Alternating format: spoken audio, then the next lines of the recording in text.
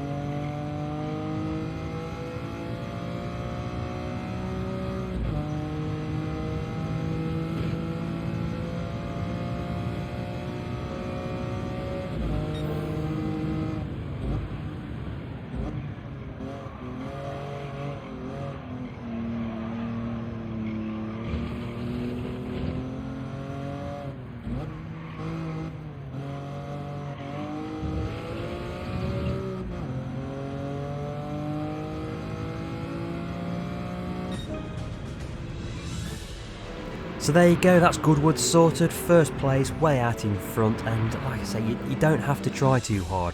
This car's got so much power, it'll quickly catch up with absolutely anything, overtake anything quickly and disappear off into the distance. You just got to watch it under brakes, you just got to watch it through the, putting the power down through the corners.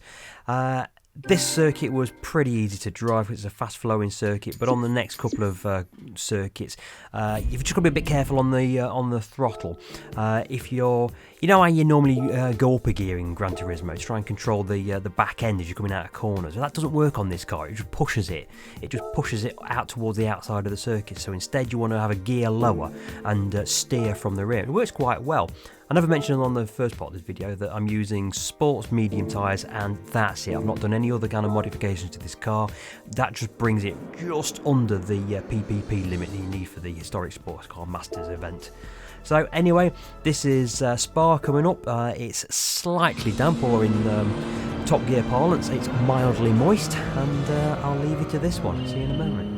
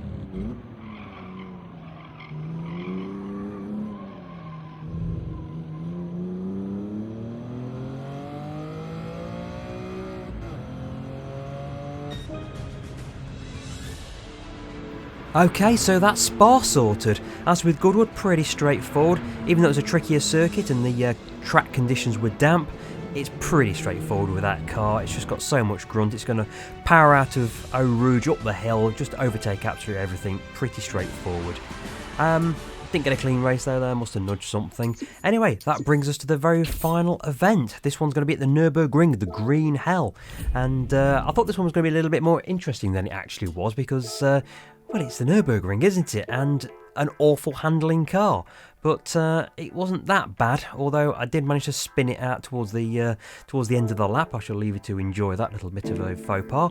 But no, I've not changed anything on the car, still got the same tyres, the sports mediums, and that's it. It's not a great deal to say really. It was just a case of biding my time and picking cars off one at a time. I managed to get a clean race here, so that was one of the aims of this. But again, it's just one lap of the Nurburgring, and I'll leave you to it, and I'll catch you at the end of the video.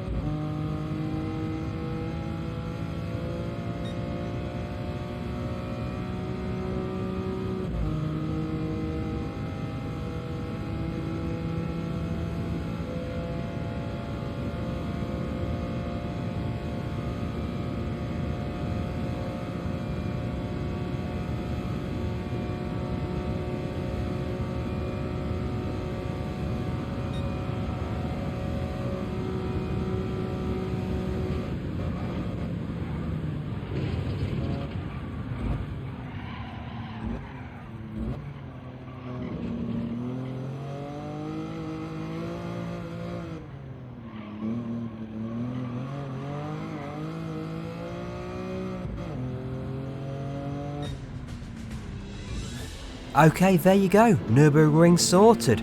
And as you saw, I was going to gloss over that spin, but no, I'm going to focus on it. That car is just an evil handling thing. Like I said at the start of the video, the weight of the car is all over the back wheels. There's no weight over the front of the car, and every time you went over a crest, up went the nose, and that's how I lost it there. It just went up in the air. When it came crashing back down again, I was facing the wrong direction. It's not a nice car to drive, it really isn't. I had a picture of that on my wall in the 80s.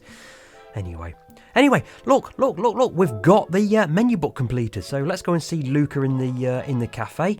Hope he's got a nice cappuccino for us. No, he's got it's not really an espresso, is it? What's that, an Americano? No, I'll have a Colombian, thank you. So, anyway, we've completed the menu book. So, let's go and have a look at the wonderful gift we're going to get. And it's obviously, it's a lottery thing. It's the roulette ticket, so you know it's going to be good. You've seen my videos before. You know how good these roulette tickets are going to be. I've got a 4-star ticket for the driving marathon, but we're going to look at the 4-star ticket we're going to get for completing the menu book. You know it's going to be a good one, don't you? Is it a car? Is it a car? No. No, it's 10,000 credits. I mean, come on, Sony. I've just spent the last half an hour of my life and you've given me 10,000 credits. I mean, Jesus Christ. God. One day. Thanks for watching. See you next time.